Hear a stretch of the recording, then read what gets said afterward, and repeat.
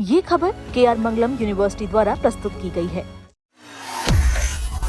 कांवड़ मेला 2026 को लेकर उत्तराखंड सरकार ने अपनी तैयारियां तेज कर दी है। मंगलवार को जिलाधिकारी डॉक्टर आशीष चौहान ने वरिष्ठ अधिकारियों के साथ हाई लेवल समीक्षा बैठक की। इस बैठक में साफ शब्दों में कहा गया कि कांवड़ यात्रा के दौरान श्रद्धालुओं की आस्था, सुरक्षा और सुविधाओं से किसी भी स्तर पर समझौता नहीं किया जाएगा। इसी बैठक में सबसे बड़ा फोकस कांवड़ मार्ग पर संचालित होटल, ढाबों और भोजनालयों के सत्यापन पर भी रहा।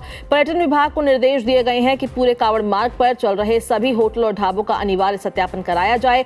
वहीं ऋषिकेश नगर निगम को साफ निर्देश मिले हैं कि फर्जी नाम से चल रहे प्रतिष्ठानों, अवैध दुकानों और नियमों का उल्लंघन करने वालों के खिलाफ तत्काल कार्रवाई की जाए। यानी इस बार प्रशासन सिर्फ चेतावनी नहीं देगा बल्कि नियम तोड़ने वालों पर सीधे कार्रवाई भी होगी।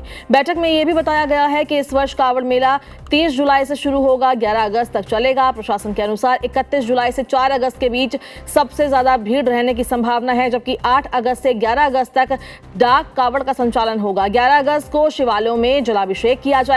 इसी वजह से जिलाधिकारी ने सभी विभागों को निर्देश दिया है कि 25 जुलाई तक हर हाल में सभी तैयारियां पूरी कर ली जाए।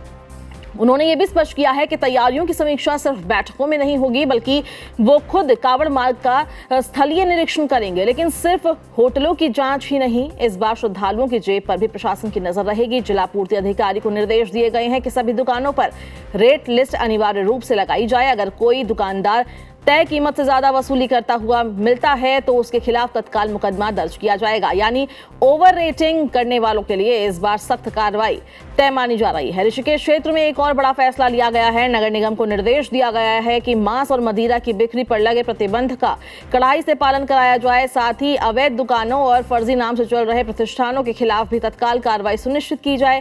खाद्य सुरक्षा विभाग को भी निर्देश दिए गए हैं कि पूरे मेले के दौरान भोजन की गुणवत्ता की लगातार जांच की जाए ताकि श्रद्धालुओं को सुरक्षित और गुणवत्तापूर्ण भोजन मिल सके। यात्रा को सुरक्षित बनाने के लिए पूरे कांवड़ मार्ग को 4 जोन और 13 सेक्टरों में बांटा गया है। परिवहन विभाग को सीमाओं पर वाहनों की नियमित जांच, ओवरलोडिंग रोकने और दुर्घटनाओं की रोकथाम के लिए विशेष निगरानी रखने के भी निर्देश दिए गए हैं। वहीं पुलिस विभाग को सुरक्षा और ट्रैफिक प्रबंधन की विस्तृत कार्य योजना तैयार करने को कहा गया है। सिर्फ सुरक्षा ही नहीं, बुनियादी सुविधाओं पर भी खास ध्यान दिया जा रहा है। लोक निर्माण विभाग को सड़क के गड्ढे भरने, पैचवर्क कराने, पुलों की रेलिंग दुरुस्त करने, स्ट्रीट लाइट लगाने और सीसीटीवी कैमरे लगाने के भी निर्देश दिए गए हैं।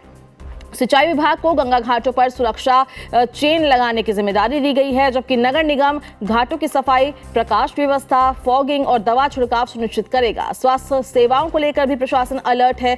मुख्य चिकित्सा अधिकारी को निर्देश दिए गए हैं कि कांवड़ मार्ग के प्रमुख स्थानों पर मेडिकल टीम, एम्बुलेंस, जीवन रक्षक उपकरण और आवश्यक दवाएं 24 घंटे उपलब्ध रहे। इसके अलावा बिजली विभाग को ढीले तार और खंभे दुरुस्त करने, जल संस्थान को पर्याप्त पेयजल और अस्थायी शौचालय में पानी की व्यवस्था सुनिश्चित करने और वन विभाग को जंगल से सटे इलाकों में जंगली जानवरों से सुरक्षा के इंतजाम करने के निर्देश दिए गए हैं।